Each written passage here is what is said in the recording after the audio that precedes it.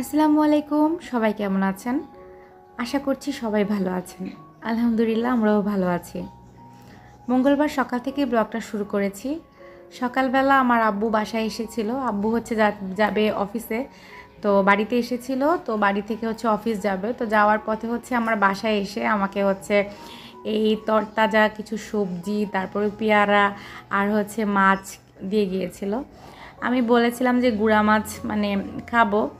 তো তাই অনেক দিন বাজারে গিয়েছি, গেলে হচ্ছে পছন্দ মতো গুঁড়া মাছ মানে পাইনি। তো আম্মু হচ্ছে বাড়িতে এখন অনেক পানি, যেহেতু বেলের মাছ বা খরা নামে অনেকে ছিলেন, খরার মাছ পাওয়া যায় বাজারে। তো সেখান থেকে হচ্ছে অনেকগুলো গুঁড়া মাছ কিনে পাঠিয়েছে।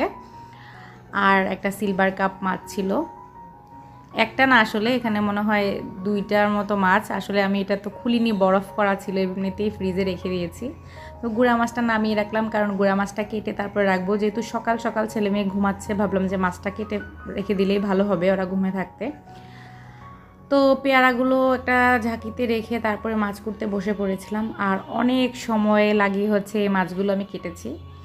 গুঁড়া মাছ খাওয়াটা যতটা মজা, কাটতে হচ্ছে ততই কষ্ট। এই কাটার ভয়েই হচ্ছে গুঁড়া মাছ খাওয়া হয় না। তবে এই ছোট মাছগুলো আমাদের শরীরের জন্য অনেক ভালো, চোখের জন্য অনেক ভালো, আমরা সবাই জানি। তবে এই কাটাকাটির ভয়ে আর ভাল লাগে না, কারণ বড় মাছ তো বাজার থেকে কেটে আনা যায়, তবে এই ছোট মাছ হচ্ছে নিজেকেই কাটতে হয়।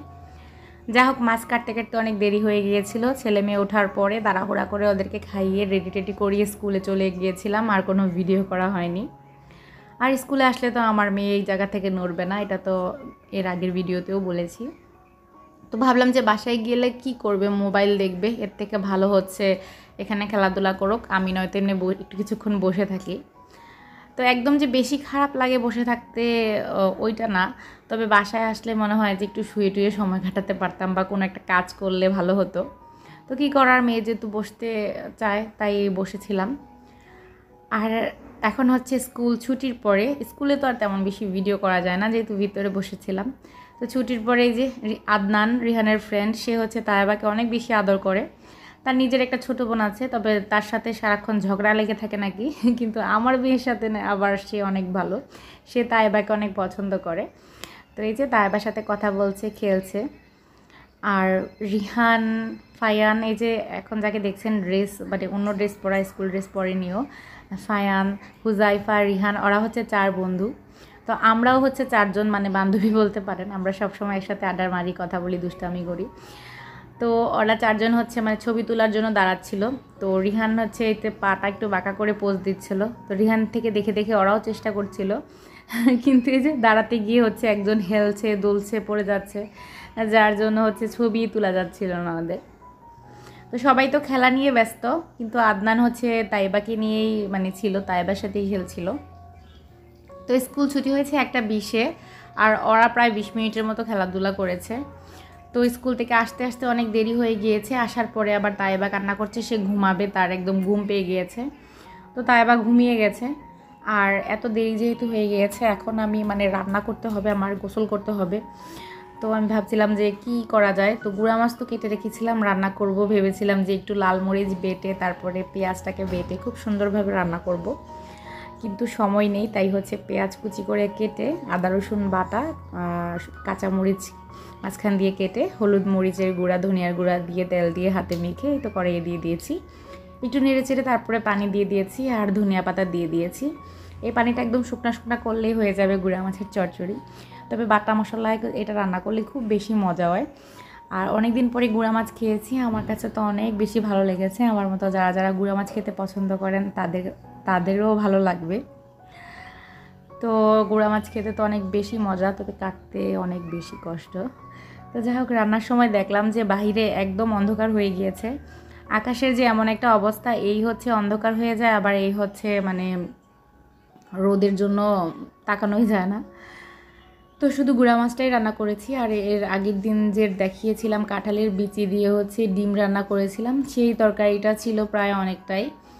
তো এই দিয়ে হচ্ছে দুপুরের খাবার খেয়ে নিচ্ছি আমি আর আমার ছেলে। আর মেয়ে তো না খেয়েই ঘুমিয়ে গিয়েছে, তো সে উঠলে হচ্ছে তাকে খাইয়ে দেব। তো আজকের ভিডিওটা এ পর্যায়ে যারা দেখছেন, আমার ভিডিওর কোনো অংশ যদি আপনাদের একটু ভালো লাগে, প্লিজ আমার চ্যানেলটাকে সাবস্ক্রাইব করে আমার পাশে থাকবেন। আর আজকে ভিডিওতে আরেকটা কথাও বলছি, এই চ্যানেলটা তো আমার প্রায় 4 বছরের কাছাকাছি সময় হয়ে গিয়েছে। তো বারবার হচ্ছে চ্যানেলে কয়েকদিন পরপর আমি নিয়মিত হওয়ার চেষ্টা করি, তবে কিছুদিন পরপরই হচ্ছে আর ভিডিও দিতে পারি না। আসলে আমার মন মানসিকতাটা একদম নষ্ট হয়ে যায়। তারপরে আবার কোনো না কোনো হচ্ছে মানে শারীরিক অথবা মানসিক অথবা পারিবারিক কোনো না কোনো সমস্যা মানে আসবেই, যার কারণে আমি হচ্ছে এটা করতে পারি না। আর সবচেয়ে বড় কথা হচ্ছে যে কাজটা আমি করছি তার সেটার প্রতি যদি আগ্রহটা মানে আমার বজায় রাখতে হয়, তাহলে কোনো না কোনো মানুষের আসলে সাপোর্ট আমার মতে প্রয়োজন। তো কেউ যদি মানে সাপোর্ট করতো যে করছো না কেন, করো, ভালো হচ্ছে বা কি সেই, তাহলে হয়তো এটার প্রতি আরও আগ্রহ থাকতো।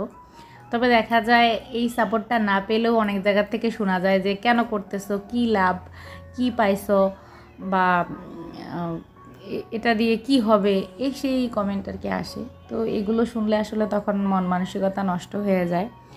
একটা কাজ করতে করতে আসলে সেই কাজটা আরও বেশি ভালো হয়, ভালোর দিকে যায়। আর ইউটিউব চ্যানেলে এমন একটা জায়গা যেখানে নিয়মিত কাজ করতে করতেই হচ্ছে ভিউ পাওয়া যায়, ভিউয়ার্সরা আপনার চ্যানেলে থাকে। কারণ একটা ভিডিও দেখলেই তো আর আপনাকে ভালো লেগে যাবে না, দেখতে দেখতেই আসলে ভালো লাগা ভালোবাসা হয়। তো দেখা যায় কয়েকদিন ভিডিও দিই, কিছু ভিউয়ার্স আসে আমার চ্যানেলটা দেখে, তারপরে আবার আমি ভিডিও দিই না, তো তারা আবার চলে যায়।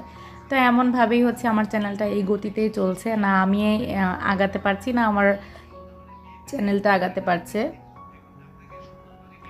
তো হয়তো এর আগে পরেও এমনই হবে, কারণ রেগুলার কাজ করার মতো উৎসাহ কোনো কিছুই আমি পাচ্ছি না। তো যাই হোক, এই চ্যানেলটা এর জন্যই বলি, মানে ইনকাম হবে কি না হবে না সেটা জানি না, তবে এটা আমার শখের জায়গা। এখনও আমি বসে বসে মাঝে মধ্যে আমার ছেলের ছোটোবেলার ভিডিওগুলো দেখি। তো যারাই বলে যে কেন কেন করছো, কী লাভ, তো এটাই আমার লাভ, যে আমার স্মৃতিগুলো থেকে যাবে, আমি এগুলো দেখব, পরে আমার ছেলে দেখবে, আমার মেয়ে দেখবে, এটাই লাভ, স্মৃতিতে থাকার জন্য। আগে তো মানুষের ছবির অ্যালবাম করতো, আগে কি এখনও করে, ভিডিও করতো, ভিডিও ক্যাসেট করে রাখতো, এই সেই বিভিন্ন জিনিসের। তো ওই রকমভাবেই ইউটিউবে আমার এই ভিডিওগুলো থাকলো। ইউটিউব কতদিন থাকবে আমি জানি না, তবে যতদিনই থাকবে ততদিনই হচ্ছে আমার এই স্মৃতিগুলো এখানে থেকে গেল আমার চ্যানেলের মাধ্যমে। এটাই হচ্ছে আমার লাভ, আর কোনো কিছু লাভের আশা আমিও করি না, আর যারা দেখেন তাদেরও মানে করার প্রয়োজন নেই। আমারটা লাভ হলো কি না হলো সেটা আমারটা আমিই বুঝবো।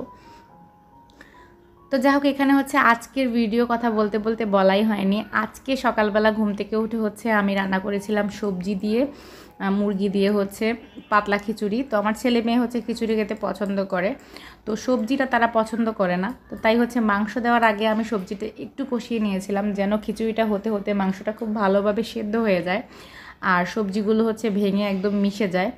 তো এর জন্যই আগে আগে দিয়ে দিয়েছিলাম। তো এই যে খিচুড়ি প্রায় হয়ে গিয়েছে, এখন হচ্ছে একটু ডাল ঘুটনি দিয়ে একটু ভেঙে নেব, যেন সবজিগুলো ভেঙে যায় সব কিছু, তারপরে নামিয়ে নেব।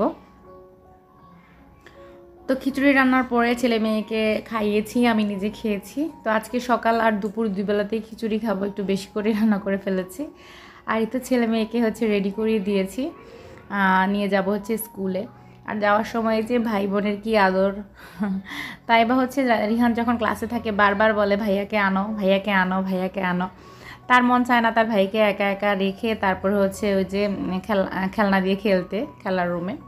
তো সে চায় যে তার ভাই তার সাথে খেলুক, বারবার শুধু বলে ভাইয়াকে আনো, ভাইয়াকে আনো।